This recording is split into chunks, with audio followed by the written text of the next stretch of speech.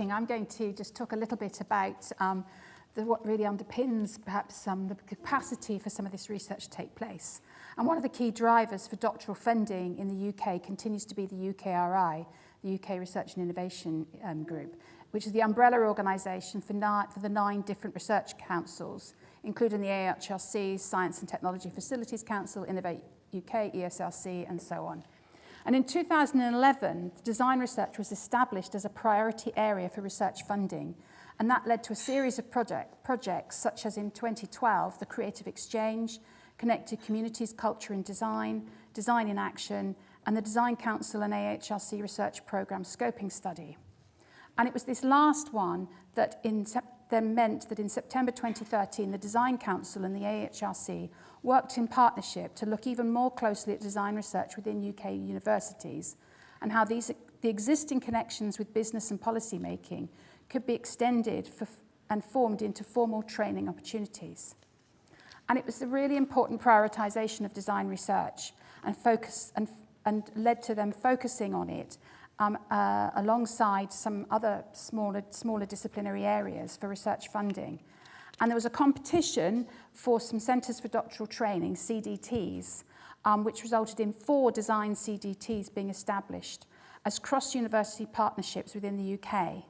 And they provided training and funding for 5 cohorts of PhD students from 2014 to 2019.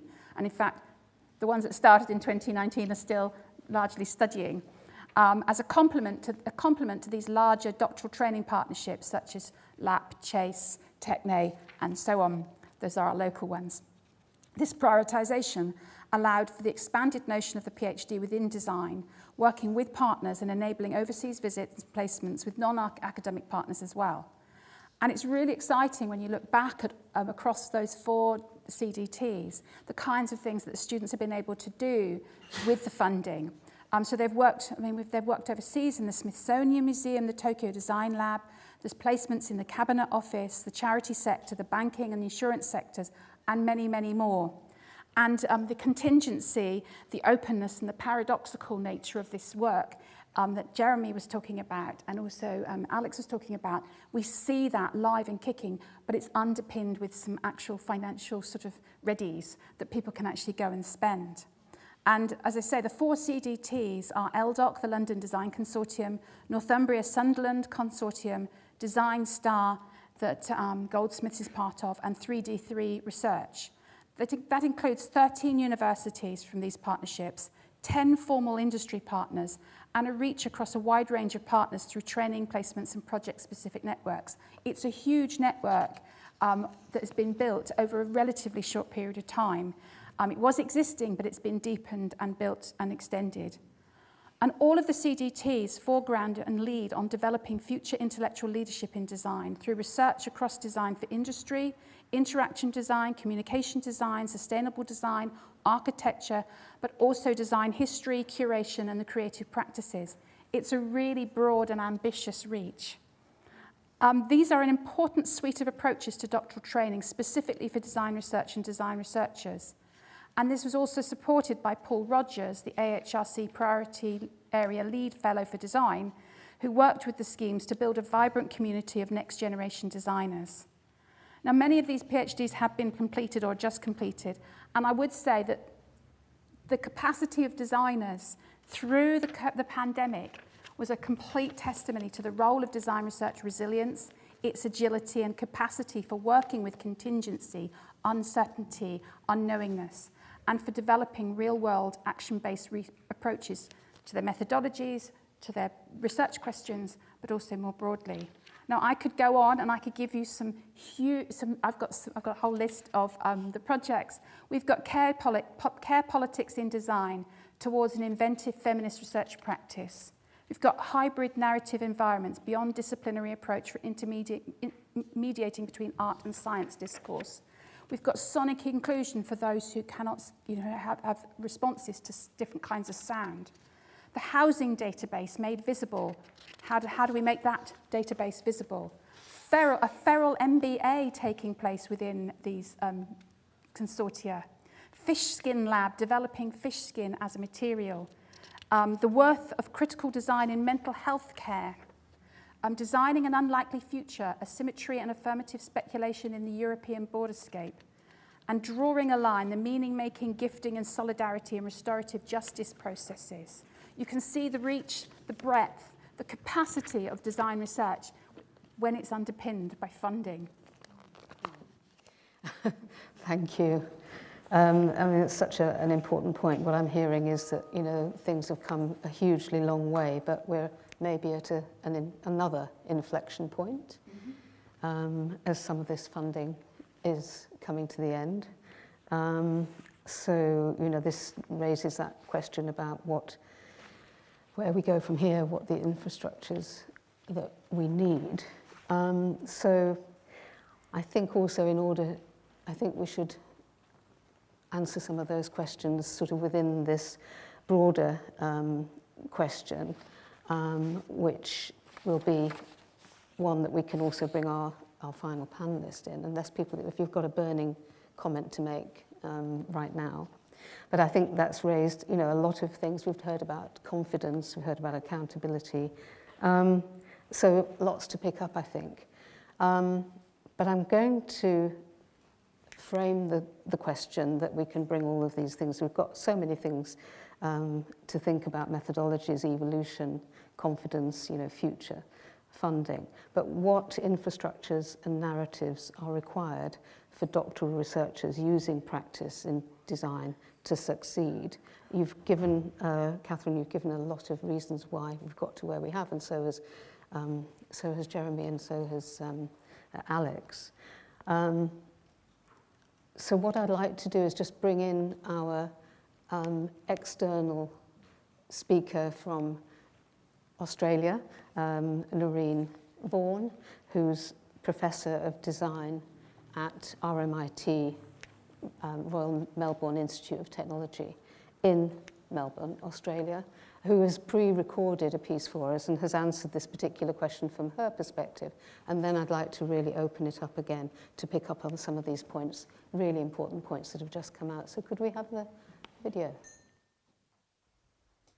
Hello, I'm very sorry I'm unable to be with you today in person, but I'd like to thank the organisers for this really exciting opportunity to at least be able to contribute. And I look forward to being able to see what unfolds after the event. I'm speaking with you today from the unceded lands of the Boiwurrung and Woiwurrung language groups of the Eastern Kulin Nations on a place called Nem, or what has been more contemporarily known as Melbourne, Australia. And as I do so, I wish to pay my respects to elders past and present. I've been reflecting on the core questions and focus of the panel discussion and thinking about what are the infrastructures that enable or act as barriers for anyone undertaking doctoral research in social design through practice. From my experience and observation, there are two infrastructures that I believe doctoral researchers in social design must address and develop in the design of a project and the ongoing transformation that doctoral research has on us as researchers and as designers. These two are humility and ethics. So first, humility. Humility is possibly one of the greatest conundrums of researching through practice or undertaking any research in relation to people. In the past, there has been a major focus in doctoral research in the development of new knowledge and becoming an expert in a field, often a very small field. Our language around doctoral research is all about knowledge attainment and defence. Throughout candidature, a student aims for certainty and authority. When undertaking research in relation to others, we must be able to project confidence in relation to what we do, whilst also expressing humility around what we don't know. And this is a wicked challenge for any researcher. We may have experience and insight and years of practice and projects that we bring to our doctoral research or any current research. And this, of course, informs and enables us to work with others. It allows us to be able to gain insights, to synthesize, find things out and communicate them. But there is also a time for this to be at the forefront of how we relate to others. But not all the time. learning how to be able to know and be comfortable in what you know and what you don't know, whilst enabling others to be all that they can be, is the kind of humility that a researcher must develop. And we equally must realise that such a posture does not weaken us or our growing expertise. It provides us with the means to continue to learn. Which brings me to my second point, ethics. Ethics is connected to humility. The journey of discovery that is doctoral research demands that we develop our ability to research and practice ethically. This is not just in simple processes, but it is a disposition to knowledge discovery, production, and sharing. When we choose to research in the domain of social design, we must adopt an approach of fervent care for those we research with. This includes challenging questions for us as to why are we undertaking the research, for whose benefit, and what value will it bring? And this to me is the ultimate question for a researcher in social design, because of the political, social and cultural dimensions of the research. It is more than a conventional rationale or a gap in the knowledge or in the literature or in the field. We are asking ourselves in our rationale, why this research project? Why these people? And what value will my research bring to them, and not just me or the academy? This calls for us to develop and enact new models of project development, ones developed with others, not about them and not for them, where they are a subject being delivered something. Having the aim to be a more ethical and humble design researcher at the end of a doctoral inquiry is a fine and important aim, in my opinion. Thank you for this opportunity today, and I wish you all the best.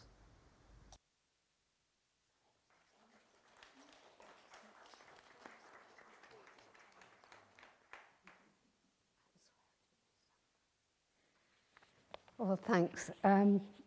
Right, I think we can, thinking again about this infrastructure question, would you like to elaborate perhaps? I mean, we've got so many things here, and Lorraine is bringing in ethics. I know you're interested in integrity and so on, as everybody is. So, Catherine, did you want to pick up? Yes, I mean, obviously, and I don't mean it glibly either, funding is a really massive infrastructure, but also the building of a community that can explore and engage different approaches.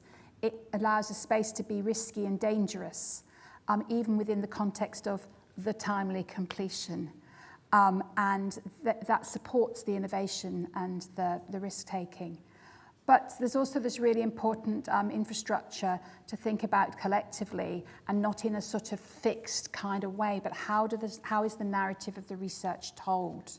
How do we talk about what we do, why we do, and how do we talk about how we ask the questions and why these questions are important, and why the ways we look at them are useful? So in a sense, storytelling in its broadest sense becomes a vital element in doctoral training for design researchers.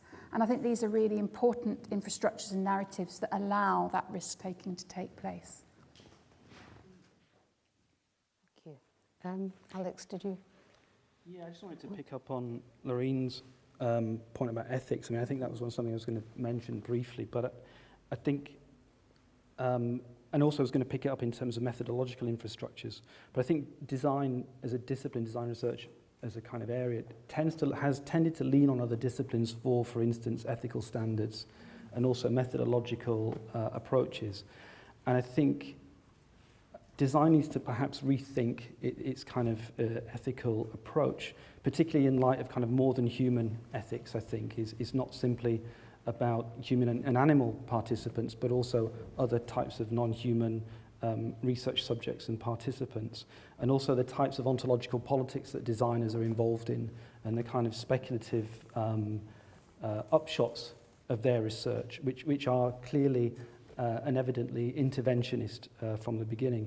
And I think that also then points to kind of methodological infrastructures. And again, you know, design has historically, practice-based design as well, historically lent on other methodological approaches of disciplines. And I think it's worth us, as in terms of PhD level, but also design research more broadly, to think about what kind of methodological process are particular to design, and how can design develop and understand its own methodological infrastructures that support and make knowledge production possible. Did any of that resonate with what you were talking about, new paradigms needed? Jeremy? I could, moving on from infrastructure, is about the kind of relevance and impact of design research. And I think that there's a quote my brother always uses, to put in context, he's one of the Insulate Britain campaigners and sat on motorways and shut down the thing. And the reason he does it, he says, and the quote I think is Einstein, I'm about to massacre it, which is, those with the privilege of knowledge have the responsibility to act. And I think that this is where we become actually quite important as a community, because if you take a really crude definition of design, it's not about problem solving, as Catherine said, but what design does is take a small chunk of the world and transform it into something a bit better. Then if you do that at the level and the intensity of doctoral design research, and you do it in a way which uses a responsibility to act, then we can take design research actually as an incredibly important form of the dissemination of knowledge in a productive and active manner, which I don't think some of the other disciplines are able to do in the same way because of their internalization of knowledge in many cases, or if they try to externalize it, they bring, like a sociologist does, they deal with external circumstances, but often then internalize it through their methodology. Then I think that design research then has a very particular position and therefore relevance in dealing with the world as it stands and the urgencies of the world as it stands.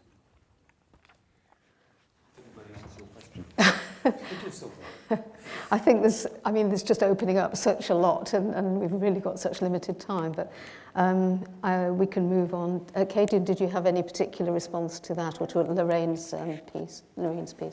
I think what Lorraine said, it's kind of like, I guess right now being in the trenches and just coming out of it towards the end of my study, is that the ethics of it sometimes feels quite, especially in the doctoral program, quite pointed, where it's at the beginning when you're designing and developing your research, that's it. You should think about ethics there, and that's it. But when you're actually doing the research and you're a part of it, you begin to realize ethics needs to be done continuously and throughout your research.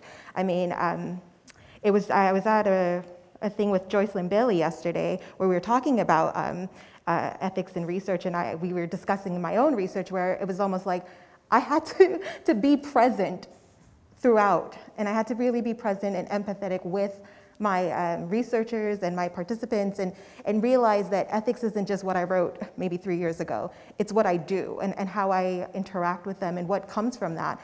And then the research then changes. There's all these little holes in it that in lines that go off, it shoots off. And how do you work with sensitive information? How do you do what I'm calling, and what other research in HCI are calling aftercare with your participants? How do you then go back and say, we've discussed this topic, how do you feel? How do I then take care of you, because you've given me this information for this research? How do I then take care of you besides monetary funds? It isn't just, here's the money, thanks for your time, but how do I provide you the resources to work through some of the things that comes up in design research, where you may feel like you're finally realizing you're left out of the world and you do have a voice? How do I then come back and say, here are other points off where you can go and be a part of the change? So that's kind of, I think there's this thing that we're kind of skipping over with ethics and how it's taught in doctoral programs.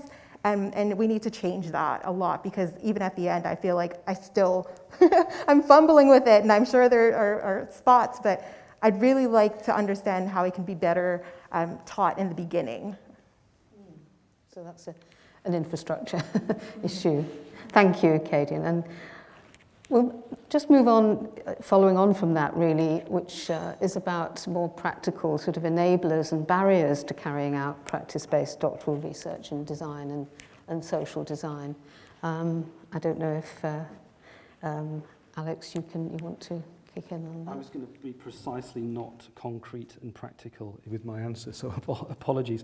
But I think in terms of enabling barriers, I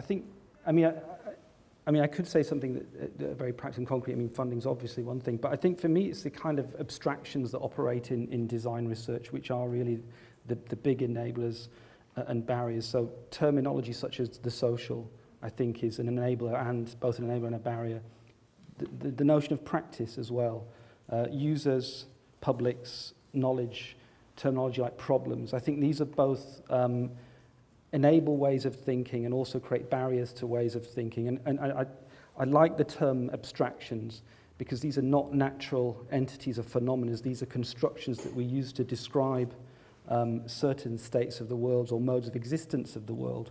And I think we need to put pressure on and interrogate these abstractions and try to think about in certain specific contexts whether they work or they don't work and what work are they actually doing, rather than just assume that these terminologies and ideas that we use are, kind of like black boxes that do a lot of work. So I think for me, these are the kind of key enablers and barriers.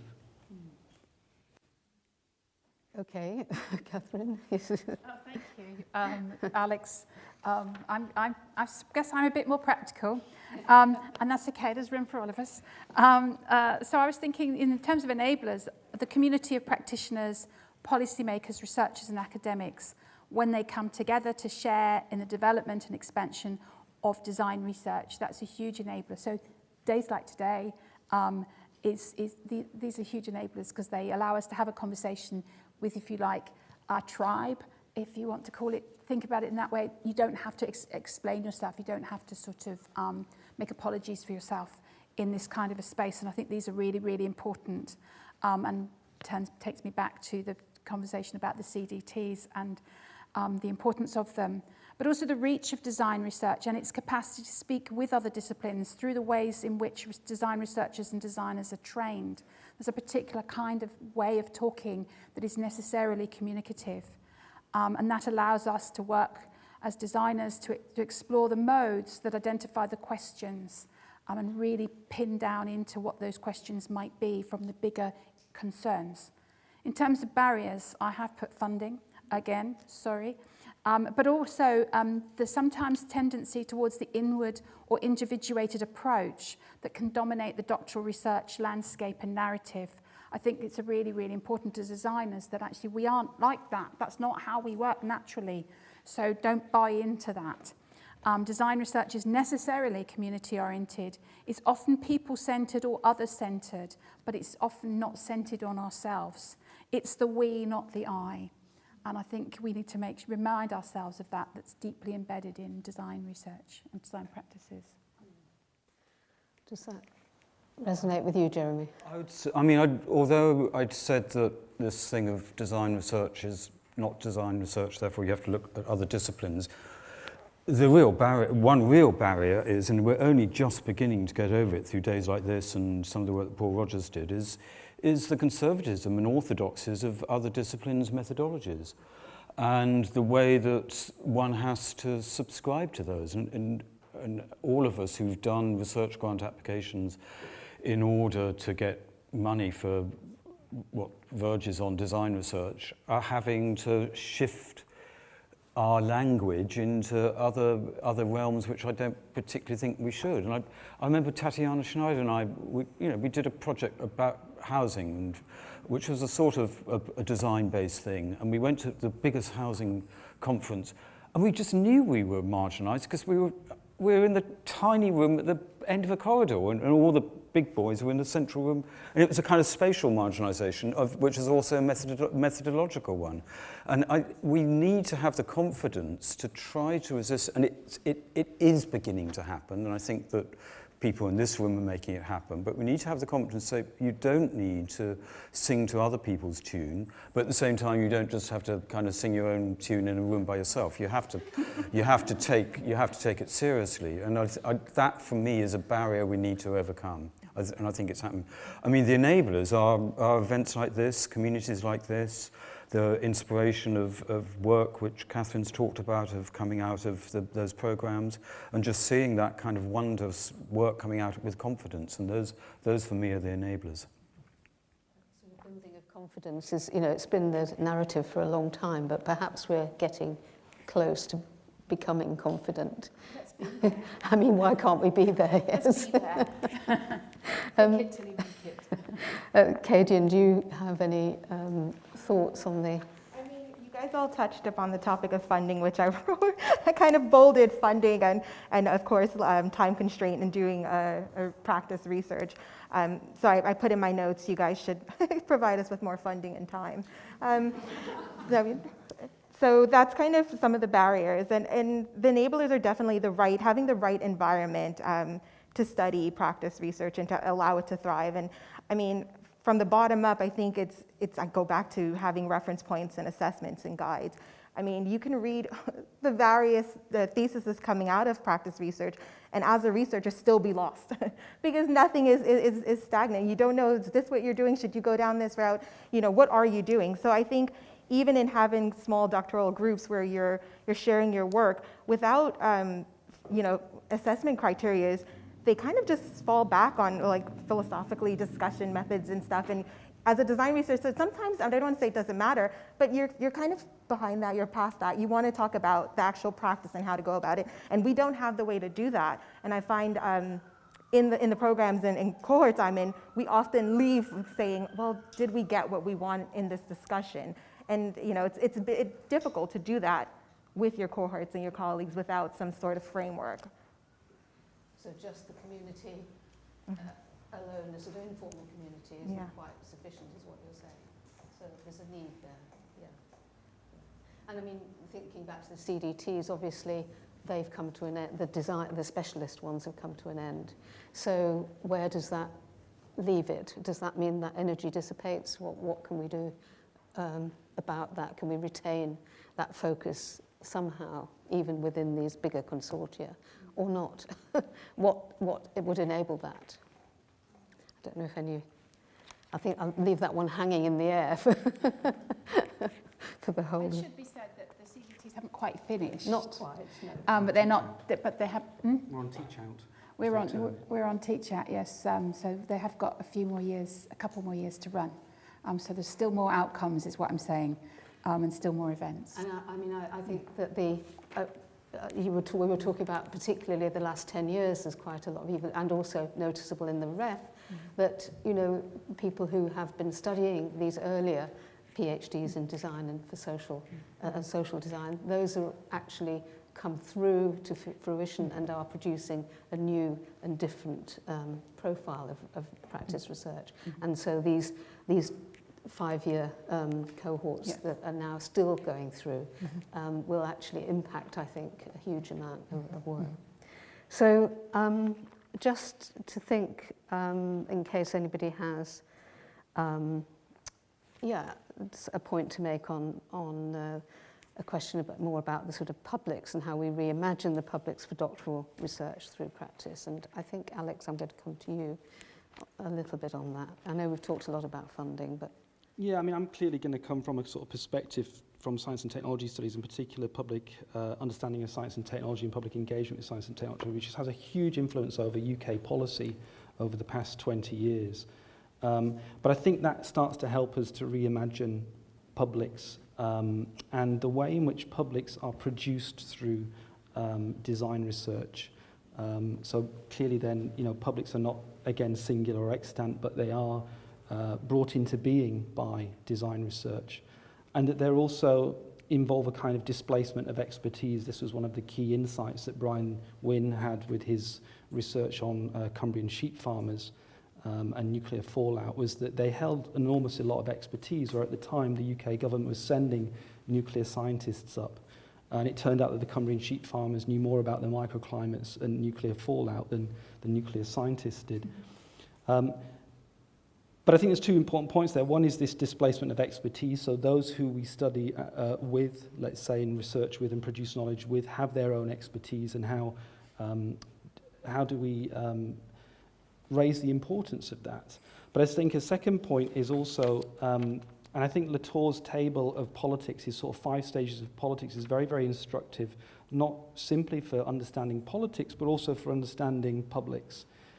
What's important about his table is that it's seen as a process, that new entity and phenomena come into being, and then they go through these various stages of political synthesis or construction, as it were, ending in what he would say was sort of governmentality, sort of drawing on Foucault and Nicholas Rose's work.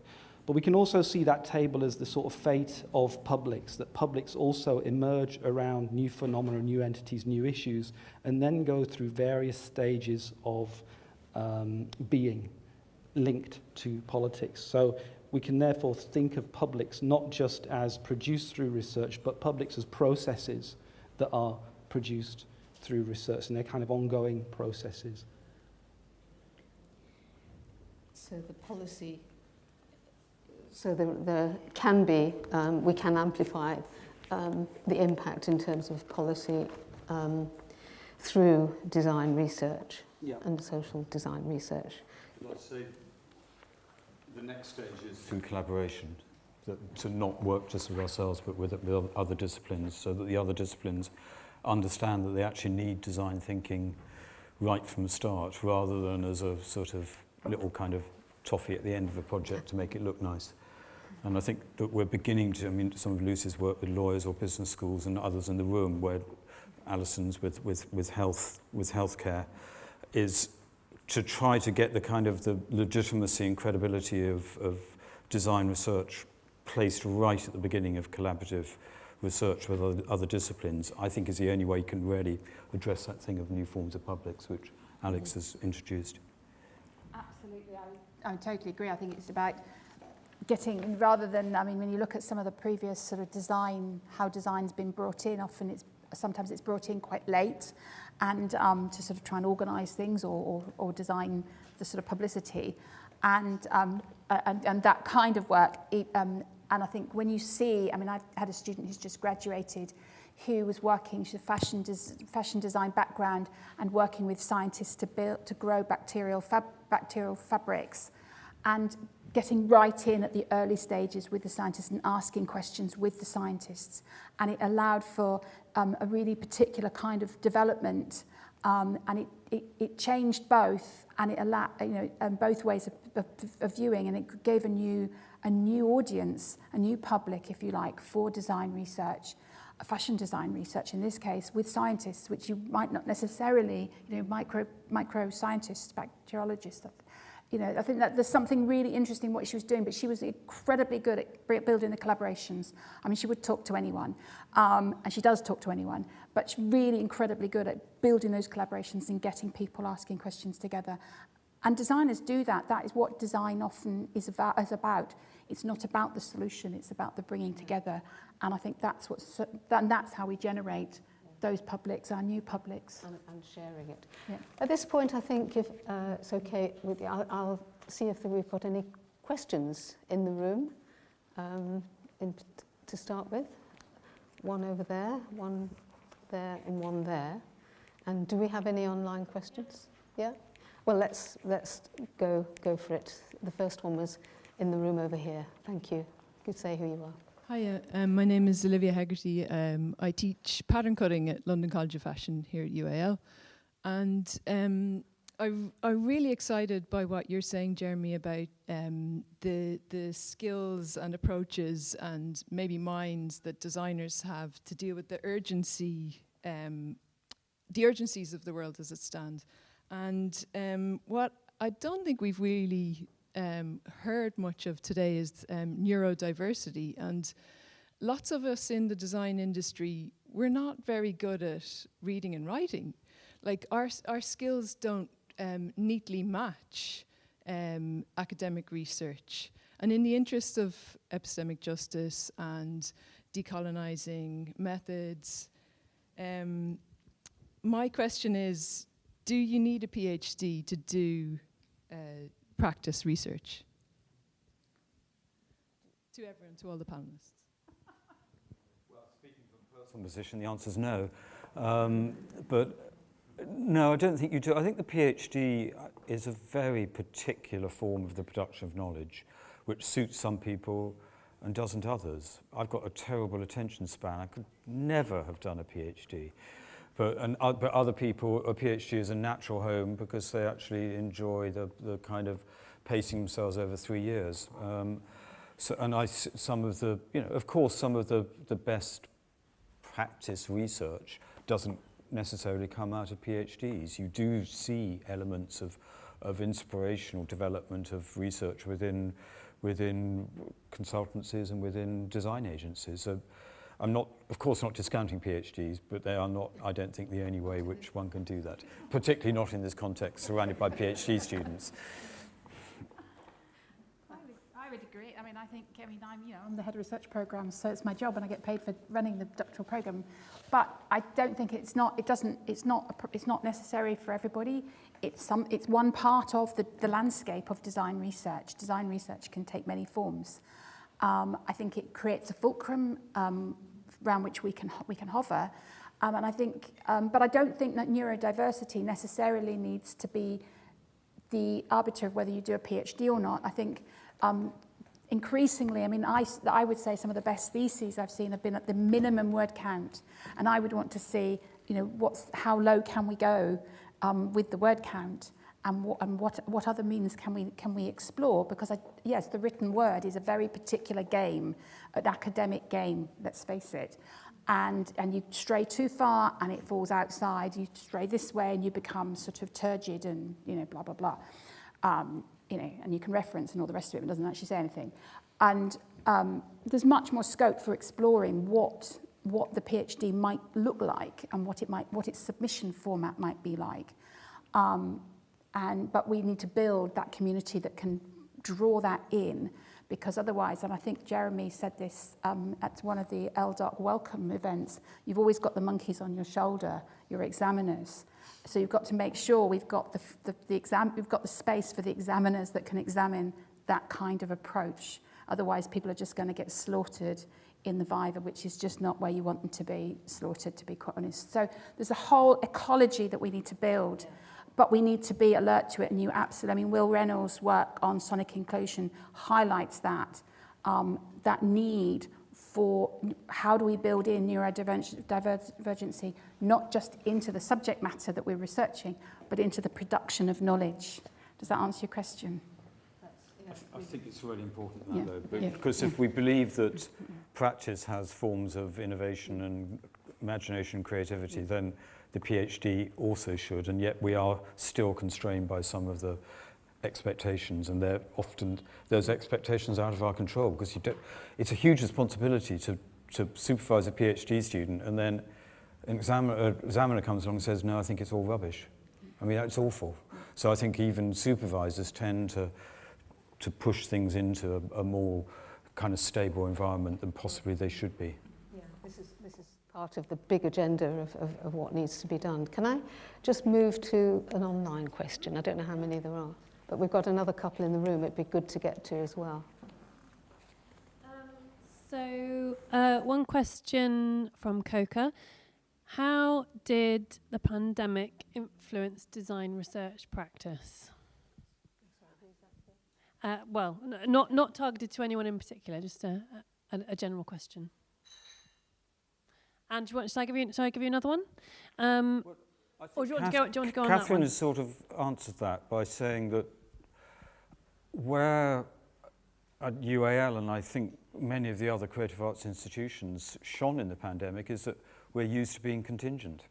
We're used to being agile. That's what we teach our students to do, and therefore we were able to take that and readjust some of the norms during the pandemic, because that's what we do.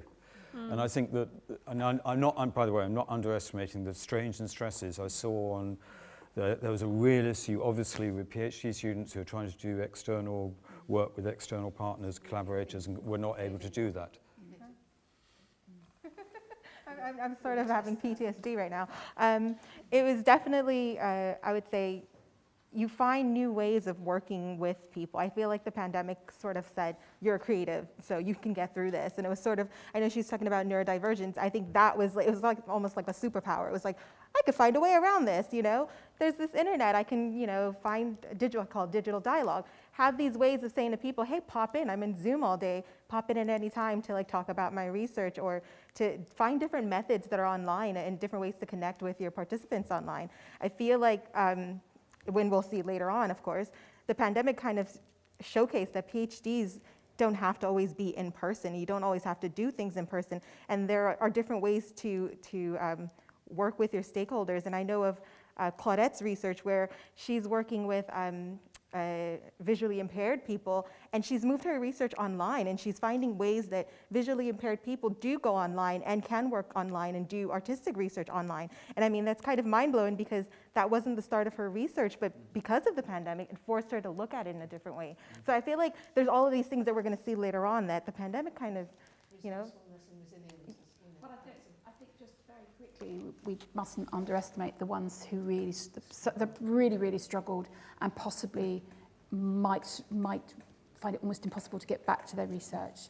And I don't think, I mean, you know, yes, resilience and all the rest of it, but there are some people for whom it's almost impossible. It's a spectrum, it's not a spectrum. I'm just going to take, there was a question there in the room, and there was one there I'd love to try and get to. Hi. Quickly, because we're running out of time. Okay. A few years ago, I met some PhD candidates early in their research journey, and by their a senior colleague, head of research type person, had given them a kind of a framework of the structure of the PhD and advised them to keep it simple, stick to introduction, methodology, 3 chapters, conclusion. Don't try and steer away. So I think there are some kind of real barriers to kind of experimentation in methodology for design research, which we need to look at. And I think, but a couple of ideas thinking about that as well as that. So I teach contextual studies in design. I've done that for a long time. But I've been teaching contextual studies in design since 2004, and over that time really seen that kind of area of undergraduate education kind of fall away really in lots of different institutions. So there's something there about how we kind of teaching and supporting research right through the design education journey, and how are we teaching design undergraduates to research. And then also I was thinking about, so there's almost like, you're almost like doing 2 things. If you're trying to innovate in methodology as well as in the focus of your research, it takes extra kind of time and extra expertise. And I was then thinking back to those of us that are old enough who did the foundation. And do we need a kind of design research foundation? Are you asking for a response, or is this just it's just yeah. So it's like, So is there potential in, for example, contextual studies and research education in design to change things? Is there, and how can we support a more sort of experimental approach to methodologies for students to enable them to navigate what you were just saying about, getting slaughtered by examiners? Okay. Quickly, yeah. Oh, you haven't got a mic. Right.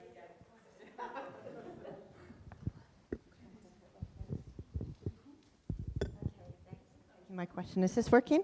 Yes, okay. it is, yes. Okay, in response, Jeremy said, really provocative, I like it a lot, practice-based research challenges a lot of the assumptions of the modernist project, and Alex, you said that with practice-based research we make publics, and I'm thinking about some of the publics that I've seen made through practice-based research might not be as critical as I would think that they should potentially be. And so sort of in that space, if we're doing the sort of expansive new projects, it's very challenging, challenging the academic project, the modernist project. Are we actually, do we have the skills to do that? And I'm wondering, like, I don't know whether, I know that many of you are educators.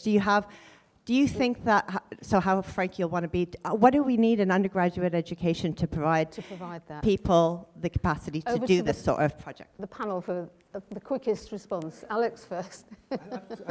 Can you just repeat the last bit again? Sorry. Sorry. No, we don't have much time. The question was, what are we doing in undergraduate education? Traditionally, undergraduate education in design is quite narrow in this country. Like, are we providing undergraduates with the skills to do what you've been describing, and like what else could we be doing as educators to help them? I think in a sense we are, and they do get a very good education. I mean, my sort of sense has been that design students are very willing to take on certain approaches and methods, more willing, let's say, than sociology students, where you kind of say, well, a lot of social research is actually not that useful. And if you say to designers, for example, you make things that do things, for instance, in part, bring publics into being, possibly. I'm not saying that they're these kind of Promethean figures that have the power to raise publics, but in part and partially might do that.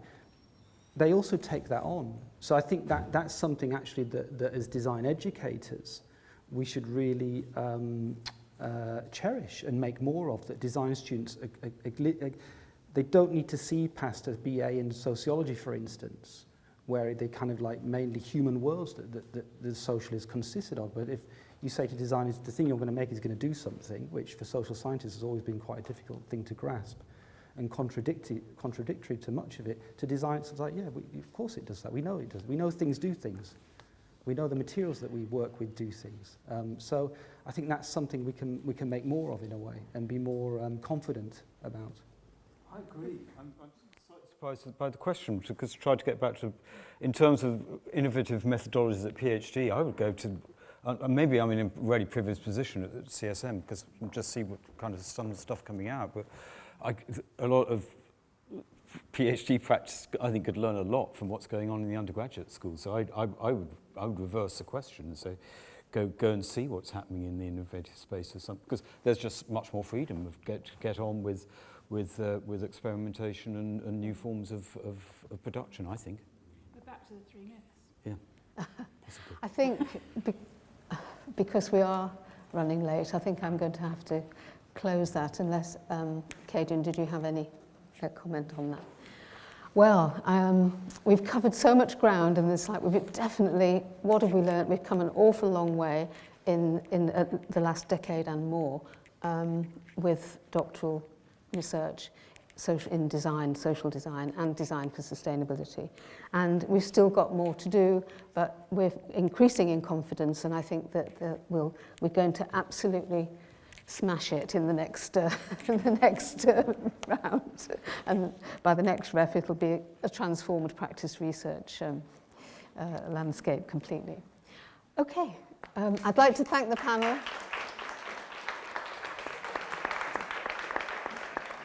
And thank you, and we look forward to the next round. So thank you, Katie and Jeremy, Catherine and Alex. Bye. Thanks.